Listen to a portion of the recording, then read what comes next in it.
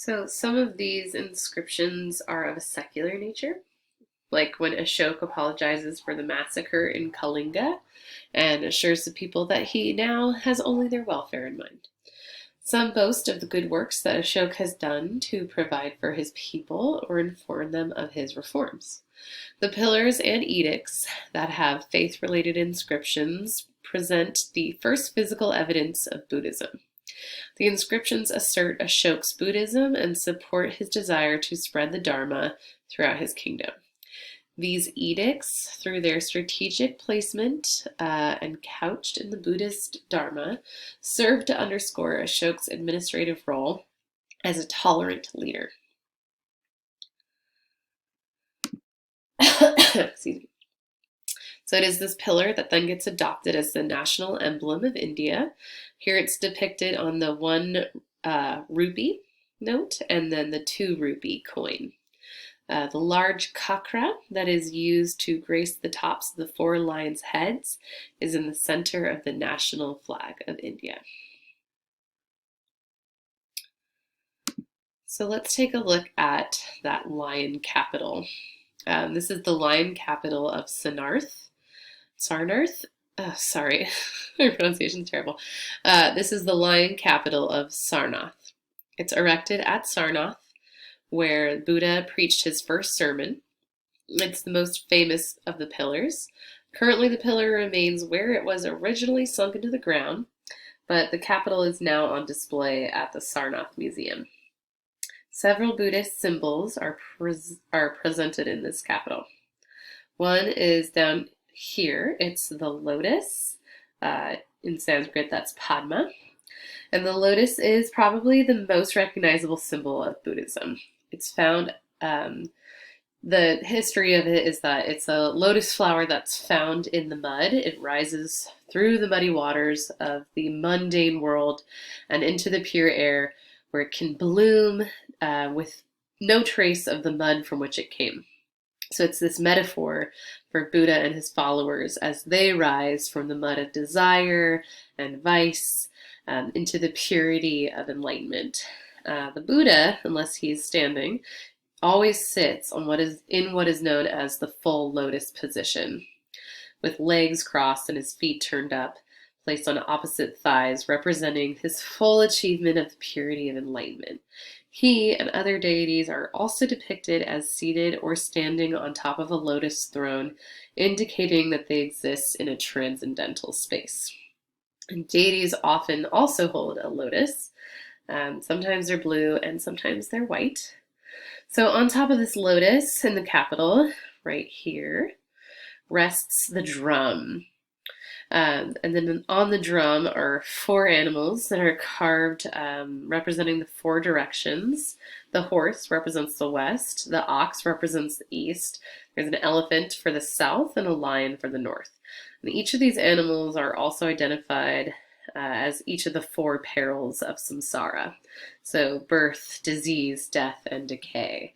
And these animals are following each other around endlessly on this drum. And this representing the turning wheel of existence.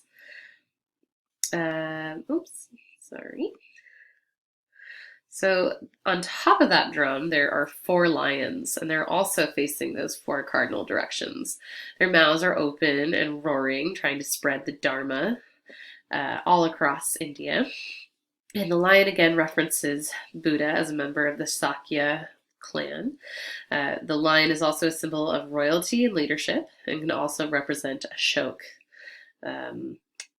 The wheel, also called Dharma Kakra, is the wheel of law, and it was originally mounted on top of the lions.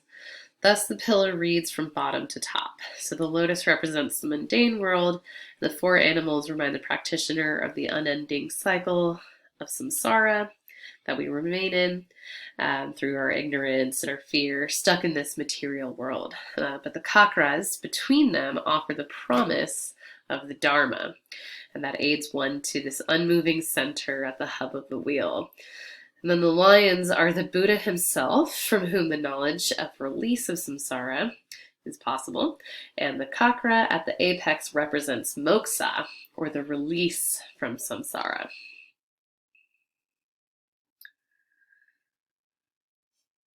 So, in the early years of worship, this is from 150 to 50 years BCE.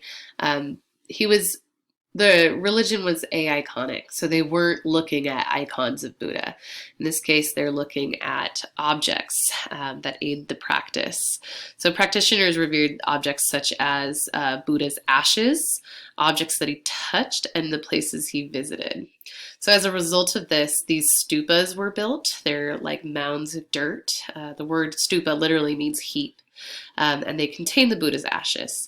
And then this kind of practice of making stupas is proliferated throughout northern India, predominantly under the patronage of King Ashoka.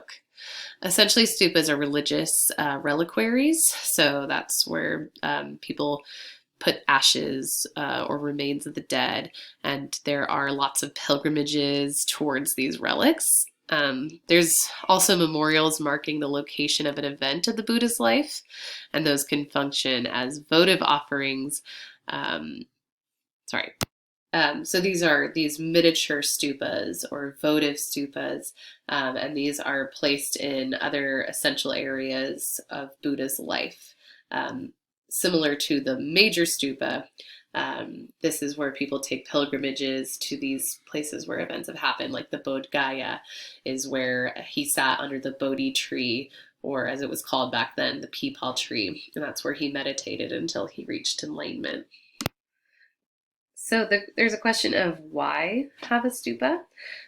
So this stupa is a way of, was already before Buddha even came around, it was a way of ashes being stored for honoring a teacher or an individual where they were buried right before their death. So take a look at the construction aspects of the stupa. All of the different parts. And people weren't able to go inside of the stupa. That's where the ashes are stored. What they would do, so this is like any other ancient structure associated with religion or government. This great stupa is located on top of a hill way above where the common people live. It's built also on an important trade route.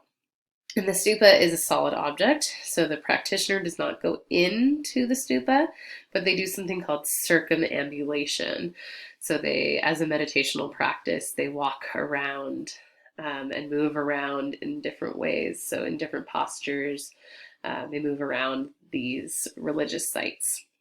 The stupa is used as a support for meditation, as a symbolic reminder of the awakened and enlightened state of mind. The practitioner can walk around the stupa or move around it through a series of prostrations. So that can be laying down, doing yogic poses, or in a bowed position.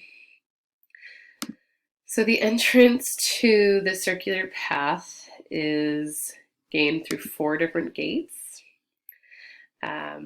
Each representational of the 4 great life events of the Buddha. So in the east is Buddha's birth, the south is his enlightenment, the west is his first sermon, and the north is nirvana.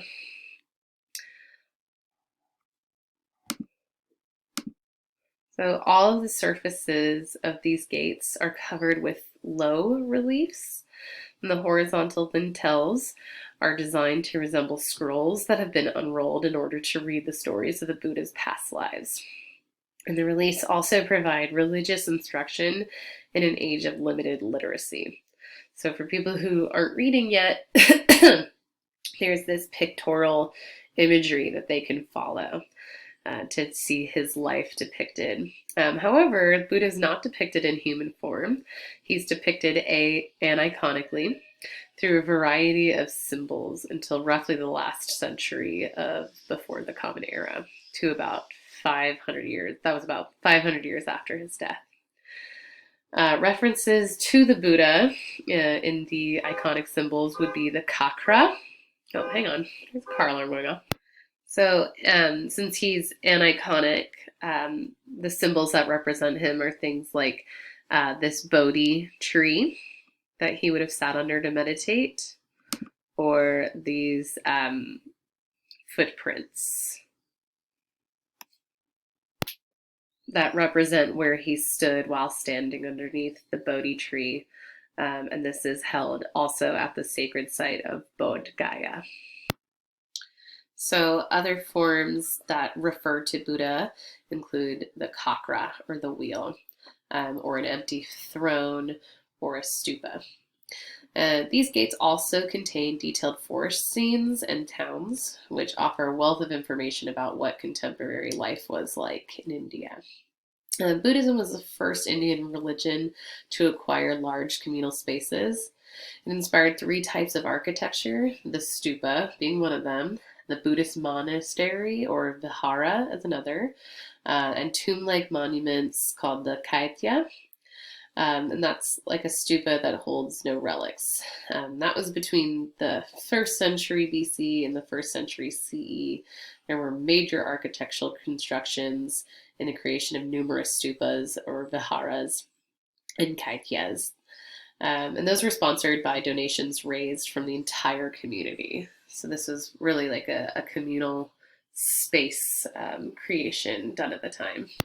So as mentioned, a big thing at the time were these monasteries that were being built for Buddhist monks who had this aesthetic way of living where they wandered the country with no permanent place to live. They're fed and clothed by and housed by people who are trying to gain merit within the religion.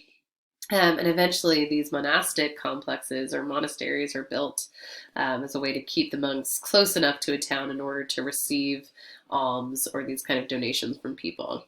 But they're far enough away so as to not disturb their meditation. And they're usually along trade routes, so that enables monks to receive a constant flow of goods, and also for traders and travelers to receive blessings from them in return. The monastery quickly becomes an important aspect of the practice with the threefold purpose: a residence for the monks, a center for religious work, and a center for Buddhist learning. An example of this is the Vaishali monastic center. You can see this also contains a remain of one of several stupas, and it has an Ashokan pillar. There's monk cells and administrative centers, and soon these types of monasteries were replaced by these rock-cut accommodations for more durability and sustainability.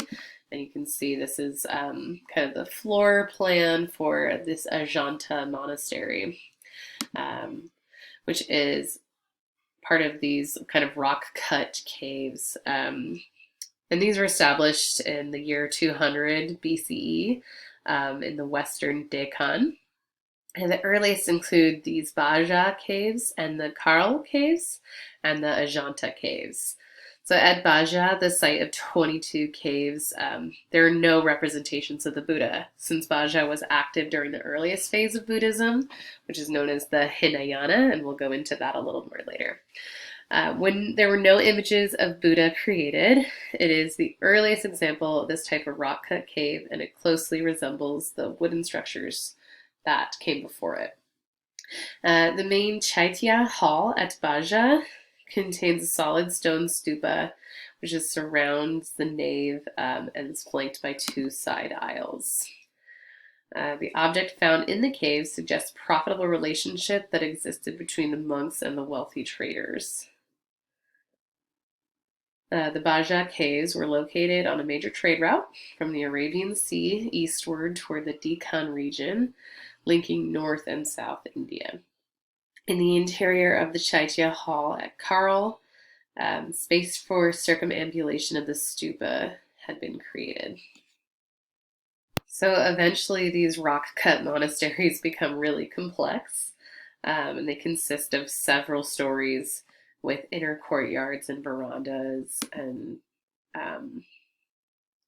this is an example of when they start to use Buddhist iconography and imagery in there.